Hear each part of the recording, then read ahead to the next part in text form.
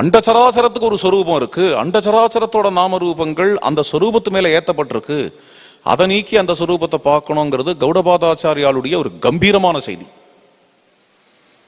இதுல என்ன அழகு அப்படின்னா, எதிர்ச்சையா சுரேஸ்வராச்சாரியாளுடைய பாணி இந்த வியாக்கியானத்துல பார்க்கும்பொழுது இந்த விவரணத்துல கௌடபாதாச்சாரியால அனுசரிச்சிருக்கு. ரொம்ப இன்ட்ரெஸ்டிங்கான விஷயம். இந்த கிரந்தம் முழுக்கவே ஆரம்பத்திலேயே அதை சொல்லிவிட்டார் அனந்த கிருஷ்ண சாஸ்திரிகள். என்ன அப்படின்னா, கௌடபாதாச்சாரியாளுடைய ஆகம பிரகரணம் அப்படிங்கிற பிரகரணம் காரிகாவுல, மாண்டூக்கிய காரிகாவுல அந்த ஆகம பிரகரணத்தினுடைய சாரத்தை விளக்குறது மாதிரி இங்க உள்ள பிரதம ஸ்லோகங்கள்லாம் அமைஞ்சிருக்கு அப்படிங்கிறதையும், இதுக்கு மேல இந்த சொப்னம்ங்கிற கான்செப்டை கொண்டு வராரு. இது வைத்தத்திய பிரகரணம், ஜகத்தே மித்தையா இருக்குங்கிறத சொப்னத்தை வச்சு நிர்தாரணம் பண்றதுங்கிறதும் கௌடபாதாச்சாரியால் காட்டின பத்ததி தான். இந்த பத்ததியில ஏன் சுரேஸ்வராச்சாரியால் போறார்னா, பகவத்பாதாலே அந்த பத்ததியில போறதுனால அதையும் இங்க காட்டுறார். இந்த தட்சிணாமூர்த்தி அஷ்டகம் கௌடபாதாச்சாரியால் பத்ததியில தான் அமைஞ்சிருக்குங்கிறதுனால அதுக்கு பாஷ்யம் பண்ணும் பொழுது, அதுக்கு விவரணம் கொடுக்கும் பொழுது சுரேஸ்வராச்சாரியாலும் அப்படி விவரணம் கொடுக்கிறார். அத்த கௌடபாதா இவ பகவத்பாதாக பகவத்பாதா இவ சுரேஸ்வராச்சாரியாக அப்படி ஸ்தித பிரஜ்ஞ துரிய பூமிகா ஆரூடம் ஏவம் ஆத்மானம் மத்வா ஏதத் பிரகரணார்த்தம் அனுசந்தத்தே அப்படின்னு சொல்றாங்க. மூணு பேரும் கன்சிஸ்டண்டா வரக்கூடிய தார, கௌடபாதர், பகவத்பாதர், அதுக்கு அடுத்தது சுரேஸ்வராச்சாரியர் அப்படிங்கிற இந்த மூணு பேர்ட்டையும் வரக்கூடிய இந்த ஒரு தார, அவா மாதிரி இவா, இவா மாதிரி இவா என்று மூணு பேரும் இங்க நிர்தாரணம் பண்ணக்கூடிய விஷயம். மறுபடியும் இந்த ஸ்லோகத்துக்கே வரேன். சொப்னே ஸ்வசத்தைவ அர்த்தானாம் சத்தா நான்யேதி நிச்சிதா. சொப்னத்துல தன்னை தவிர எந்த நாமரூபங்களும் தனக்கு அயலாக தனக்கு பின்னமா இல்லை என்று நிச்சயிக்கப்பட்ட விஷயம். கோ ஜாகிரதி விசேஷோஸ்தி. ஜாகிரத்துல மட்டும் நம்மளை விட்டு விசேஷமா என்ன இருக்கு, அதாவது அயலாக என்ன இருக்கு, ஜாகிரத்திலையும் அப்படிதான் தெரிஞ்சுக்கோ. ஜாகிரத்தில் இருக்கக்கூடிய நாம ரூபங்களும் மித்தியதான்னு தெரிஞ்சுக்கோ. அது எப்படி தெரிஞ்சுக்கிறது, எப்படி தெரிஞ்சுக்கிறதுங்கிறது தான் பாயிண்டே. அதுக்கு முதல் லாஜிக் என்னன்னா, ஜடானாம் ஆசுநாசினாம். ஆசுநாசினாம்ங்கிற வார்த்தை எங்க போடுறார். ஜடானாம் ஆசுநாசினாம், அதாவது இதுவும் கௌடபாதரோட வார்த்தை தான். சொப்னத்தை பத்தி சொல்லும் பொழுது சொப்னத்தை மித்தியன்னு கௌடபாதாச்சாரியால் சொல்றதுக்கு பிரதான காரணம் என்னன்னா, சொப்னம் சத்தியமா மித்தியா? முதல் கேள்வி இது. சொப்னத்தை மித்தியங்கிறார் கௌடபாதர். சொப்னத்தை என்னமா மித்தியன்னு சொல்ல போச்சுங்கிறா மற்ற சித்தாந்திகள். சொப்னமே சத்தியம்தான், சொப்னத்தை எப்படி மித்தியன்னு சொல்றது? என்ன, இன்னைக்கு சொப்னம் பார்த்தேன், அது 4 நாள் கழிச்சு நடக்கிறதே சில சொப்பனங்கள், அப்போ அது சத்தியமா மித்தியா அப்படின்னு. 4 நாள் கழிச்சு நடக்கவன நடக்கலாம், சொப்னத்துல வந்ததெல்லாம் மித்திய தானே. சொப்னத்துல வந்த மலை, சொப்னத்துல வந்த குகை எல்லாம் இருக்கான்னு, அது நம்ம ஹிருதயத்துக்குள்ள எப்படி மலை குகையெல்லாம் வர முடியும்? இவ்வளோ பெரிய லாங் ட்ரெயின் நம்ம ஹிருதயத்துக்குள்ள எப்படி வர முடியும்? அது பொய்யா இருக்கிறதுனாலதான் அதுல நமக்கு சரியான அடி விழருது. இந்த ட்ரெயின்ல மோதி ஆக்சிடென்ட் ஆறுது, கீழே விழறோம், உடனே வீல்னு கத்திட்டு எழுந்துக்கிறோம், இப்படி பார்க்குறோம், ஒன்றும் ஆகலை என்ற ஒரு நிம்மதி வருது. வேற ஒரு பயம் வரலாம், இப்படி வந்து கொடுத்தே நிஜமாவே நடந்துருமோங்கிற பயம் வரலாம், அது வேற. ஆனா இப்போதைக்கு நடக்கலைங்கிறது தெரியுது, எந்த லேமேனுக்கும் தெரியுது. சொப்பனம் மித்தியா சத்தியமாங்கிறத நீங்க ரொம்ப பெரிய சித்தாந்திகள், பிலாசபர்ஸ், தார்சனிக்காள் அவள்கிட்ட போய் கேட்கறதெல்லாம் அப்புறம் இருக்கட்டும். ஒரு லேமேன்ட்ட போய் கேளுங்க, ஒரு ஆட்டோ வாலாட்ட போய் கேளுங்க, சொப்னம்ங்கிறது நிஜமா பொய்யா? நிஜமாவும் நடக்கலாம் சார், நிஜமா பின்னாடி ஜாகிரத்துல நடக்கலாங்கிறத பத்தி இல்ல, அங்க பார்த்தது. உன் நெஞ்சுக்குள்ள மலையெல்லாம் வர முடியுமா, குகையெல்லாம் வர முடியுமா? வர முடியாது சார், வர முடியாது. சொப்பனம் நிஜம் இல்லை, சொப்பனம் நிஜம் இல்லைங்கிறது ஒரு லேமேனோட ஆன்சர். சில சமயம் லேமேன் சொல்ற ஆன்சர் ரொம்ப பிரதானமா அமையும். அப்புறம் சித்தாந்தங்கள்லாம் பண்ணி அதை வேற மாதிரி மாத்துறதுங்கிறது வேற. சொப்பனம் சத்தியம்தான் அப்படின்னு அடிச்சு பேசுறவாள்லாம் இருக்கா. ஆனாலும் கூட ஒரு லேமேனோட ஆன்சர் என்ன ஆறுது அப்படின்னு, அது பொய் தான். சொப்பனம் எப்படி உண்மையா இருக்க முடியும்? ஒரு கால் ஒரு லேமேன் சொப்பனத்துல நடந்ததே 4 நாள் கழிச்சு ஜாகிரத்தில் நடக்கும் பொழுது என்ன சொல்றான்? கனவு நிஜமாச்சு. Dream came into reality. அப்போ விழிப்பதான் ரியாலிட்டின்னு பாக்குறான், விழிப்பதான் நிஜம்னு பாக்குறான், சொப்பனத்தை பொய்ன்னு தான் பாக்குறான். சொப்பனத்தை பொய்ன்னு தான் ஏன் பாக்குறான்? சொப்பனத்தை பொய், முதல்ல சொப்பனம் ஏன் பொய்ங்கிறத புரிஞ்சுக்கணும். அப்புறம்தான் ஜாகிரத பொய்யா உண்மையாங்கிறதுலாம். சொப்பனம் ஏன் பொய் அப்படிங்கிறத நம்ம புரிஞ்சுட்டு ஆகணும். ஜகத்து மித்யா, ஜகத்து சத்தியம் அப்படிங்கிற வாதம் காலங்காலமா இருக்கு. பட்டிமன்றங்கள்லாம் நடத்துறாளே, அது மாதிரி இதையும் பேசலாம். ஒரு கோஷ்டி உட்காந்துண்டு ஜகத்து மித்யா தான், இன்னொரு கோஷ்டி உட்காந்துண்டு ஜகத்து சத்தியம்தான் அப்படின்னு. இதுக்கு எத்தனை புஸ்தகங்கள், ஜகத் சத்தியங்கிறதுக்கு எத்தனை புஸ்தகங்கள், ஜகத்து மித்யாங்கிறதுக்கு எத்தனை புஸ்தகங்கள், எவ்வளவு கிரந்தங்கள், எவ்வளவு பேச்சுகள், எவ்வளவு ரிசர்ச், எவ்வளவு ஆராய்ச்சி, எவ்வளவு வாத விவாதங்கள். ஆச்சரியம். இதெல்லாம் 4 பேர் உட்காந்துண்டு இதை பத்தி பேசுறதுக்கு முன்னாடி அடிப்படையா கேட்க வேண்டிய கேள்வி. ஜகத்துன்னு ஒண்ணு இருக்கே, அது சத்தியமா மித்யா, சத்தியமா மித்யான்னு நம்ம பேசிட்டு இருக்கோமே மணிக்கணக்கா. எல்லாத்துக்கும் முன்னாடி அடிப்படையா கேட்க வேண்டிய கேள்வி, 2 சவுண்டு விட்டாலே இப்போ, அது 2த்துக்கும் அர்த்தம் என்ன? என்ன 2 சவுண்டு? சத்தியம், மித்யா. இந்த ஜகத்துன்னு என்ன தெரியுது, புரியுறது. இந்த ஜகத்தை சத்தியம்ங்கிறேள் சில பேர், மித்யான்னு சொல்றேள் சில பேர். சத்தியம்னா என்ன, மித்யான்னு என்ன, அதை தெரிஞ்சுக்காம எவ்வளவு வாதம் பண்ணியும் பிரயோஜனம் இல்லை.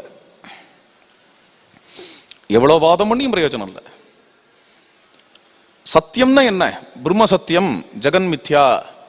சரி சரி, மித்யான்னா என்ன, சத்தியம்னா என்ன?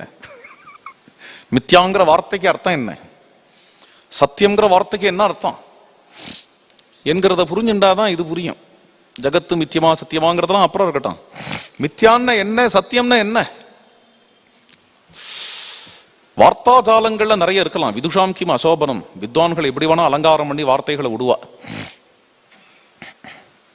விதவிதமான அலங்கார வார்த்தைகள் கொடுக்கலாம். பாகவதத்துல வருது.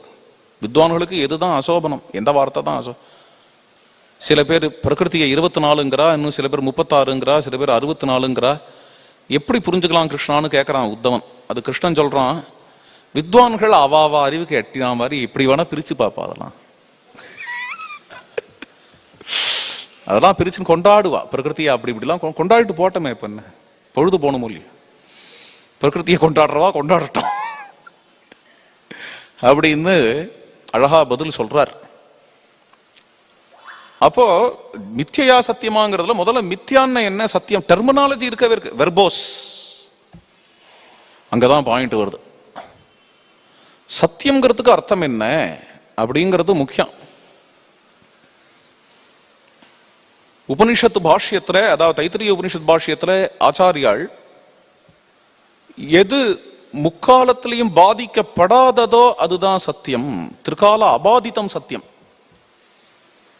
முக்காலத்திலையும் எது பாதிக்கப்படாததோ அது சத்தியம். சத்தியம்ங்கிற வார்த்தைக்கு அர்த்தம் ஆச்சரியமா கொண்டு வந்து நிறுத்துறார். முக்காலம் எது ஒண்ணு இருந்துட்டே இருக்குமோ, மாறாம எப்படி இருக்குமோ அது பாயிண்ட். பரிணாமமே இல்லாம இருக்குமோ அது சத்தியம். அதுதான் சத்தியம்ங்கிற பட்சத்துல அப்ப என்ன ஆகும் என்றால், பல சித்தாந்திகள் ஜகத்தை மித்யான்னு ஒத்துப்பா. அத்வைதத்துல மட்டும் இல்ல, அத்வைதத்துல மட்டும் இல்ல, விசிஷ்டாத்வைதத்திலேயே என்ன சொல்றேள் அப்படின்னு இருக்கு. குலசேகர ஆழ்வார் ஒரு பாசுரம், மெய்யில் வாழ்க்கையை மெய்யெனக் கொண்ட வையம் தன்னோடும் கூடுவதில்லையாம். இந்த பொய்யான வாழ்க்கைய மெய் என்று நினைக்கக்கூடிய மக்களோட நாம் கூடுவதில்லை என்று குலசேகர ஆழ்வார் பாசுரம். இங்க பொய்யான வாழ்க்கைங்கிறதுக்கு பெரியாச்சாம்பிள்ளையினுடைய வியாக்கியானம், பொய்யான வாழ்க்கை என்றால் மாறுகின்ற வாழ்க்கை, மாறுதலுடைய, எப்படி பார்த்தேடா, மாறுதலுடைய வாழ்க்கை. தைத்திரிய உபனிஷத் பாஷ்யத்துல என்ன வருது? எது மாறாததோ அதுதான் சத்தியம். சத்தியத்துக்கு விளக்கம் கொடுக்கிறார் யாரு? பகவத் பாதாள். பொய்ங்கிறதுக்கு இங்க விளக்கம் கொடுக்கிறார் யாரு? பெரியவாச்சாம்பிள்ளை. கனெக்ஷன் பாருங்க. பொய்ங்கிறதுக்கு விளக்கம் என்னென்ன? மாறுதல். கீதா பாஷ்யம் யாரோடது? ராமானுஜரோடது சொல்றேன். நாசத்தோ வித்யதே பாவஹா நாபாவோ வித்யதே சதஹாங்கிற ஸ்லோகத்துக்கு ராமானுஜர் பாஷ்யம் பண்ணும் பொழுது விநாசஸ்வபாவோஹி அசத்வம், அதாவது அசத்தியம் என்கிறது நாசமாக கூடியது. அது நாசம்னா பரிணாமம், மாறுதல். அத்தியந்த நாசம் எதுக்கும் கிடையாது, மாறுதல். விநாசஸ்வபாவோஹி அசத்தியம் அவிநாசஸ்வபாவஸ்ச சத்வம். எது அழியாததோ அதுக்கு சத்வம், சத் என்று பெயர். எது மாறுகிறதோ அதற்கு அசத்துன்னு பெயர் என்று கீதா பாஷ்யத்துல ராமானுஜர் சொல்றார். இது என்னத்தை காட்டுறது அப்படின்னா, மாறுறதுதான் மித்தியங்கிற பட்சத்துல வெவ்வேறு சித்தாந்திகள் கூட அதை எடுத்துக்கிறதுக்கு ஏத்துக்கிறதுக்கு ஒன்றும் தடை இல்லை. இது மாறக்கூடியதோ அதுதான் மித்தியை. மாறக்கூடியதை மாறக்கூடியதுன்னே சொல்லிட்டு போங்கண்ணா, அதை போய் எதுக்கு மித்தியங்கிறள், அதை ஏன் பொய்யுங்கிறள்? கிளியரா இருங்கோ, எல்லாத்தையும் போட்டு கன்ஃபியூஸ் பண்ணாதீங்க. மாறக்கூடியதை மாறக்கூடியதுன்னு சொல்லலாமே, மெனக்கட்டு அதை எடுத்து பொய்ன்னு சொல்லுவானே என்ன தெரியல, ஏன் பொய்ன்னு சொல்றான்னு. இது பிலாசபர்ஸ் மட்டும் பண்றது இல்லை, தார்சனிக்கால் மட்டும் பண்றது இல்லை, லேமேனும் பண்றது தான். எங்கேயாவது யாராவது மாறுறான் அப்படின்னாலே உடனே அவன் பொய்யன் அப்படின்னு தான் சொல்றா. இதுக்கு நீங்க தான் விளக்கம் கொடுக்கணும். உங்ககிட்ட கேட்கலான்னு வந்தேன் இது விஷயமா. எல்லா இடத்துலையும் பார்க்கலாம் அது. அவனா பொய்யன், என்ன மாறிண்டே இருப்பான், மாறிண்டே இருப்பான். ரொம்ப லௌகிகமான உதாரணம் சொல்றேன் புரியணுங்கிறதுக்காக. காதல், மாறக்கூடிய காதல் பொய்க்காதல், மாறாத காதல் உண்மையான காதல். இத பத்தி ராமச்சந்திர பிரபு சீதாதேவி சர்டிபிகேட் கொடுக்கிறா. யாருக்கு? ராமருக்கு. என் பர்த்தாவினுடைய காதல் மாறாத காதல், ஸ்திரானுராகா தர்மாத்மா மாத்ருவது பித்ருவது பிரியஹா. எந்த ஒரு ஸ்திரீக்குமே கல்யாணம் ஆகி புக்காத்துக்கு வந்தான்னா என்னதான் இருந்தாலும் ஒரு குறை இருக்கும். என்னதான் புக்காத்துல கொண்டாடினாலும் பிறந்தாத்த மிஸ் பண்றோமேங்கிற குறை இருக்கும். அது மாதிரி குறையே இல்லாம என்னை பார்த்துக்கிறார் என்னோட பர்த்தா ராமச்சந்திர பிரபு. அதுல என்ன திருப்தி எனக்கு அப்படின்னு, ஸ்திரானுராகா.